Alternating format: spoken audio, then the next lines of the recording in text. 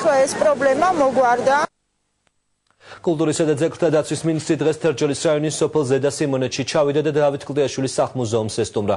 ის მუზეუმის თანამშრომლებს შეხვდა და უახლოეს მომავალში დაგეგმილი სარემონტო სამუშაოების შესახებ ესაუბრა. დღეს კულტურის მინისტრი ბაღდადშიც იმყოფებოდა და რევაზ ლაღიძის კულტურულ ცენტრში სახელოვნებო სკოლის 4 მასწავლებლებს დამსახურებული პედაგოგის სიგელები გადასცა.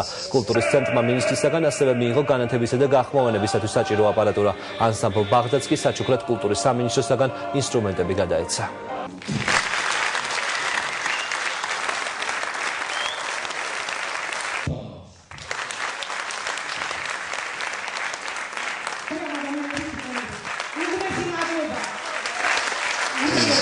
გვინდა გავხადოთ ესეთ მიზიდულობის წერტილი ჩვენი სკოლის მოწაფეებისთვის დავით კლდიაშვილი მოგესალმებით კლასიკოსია ვისაც ვასწავლით სკოლის პროგრამაში სავალდებულოში ამიტომ აქ მე მინდა რომ ძალიან ბევრმა სკოლამ სისტემატურად ატაროს თავისი ბავშვები იმისთვის რომ ეს მშვენიერი კარნიდან მოიყოს თანამედროვე მუზეუმის დონეზე ეკიპირებული საჭირო რომ აქ ადამიანებმა მიიღონ კარგი ანაზღაურება და თვითონ მუზეუმი იყოს აღჭურვილი როგორც შეეფერება 21 საუკუნე.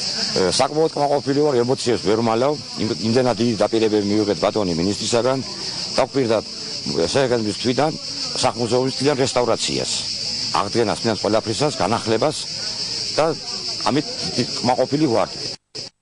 6-დან 12 აგვისტოს ჩავთვლით გაზეთი Prime Time მთელი ქვეყნის მასშტაბით ხსოვნის კვირეულს იწყებს 2008 წლის აგვისტოს ომში დაყრდნილ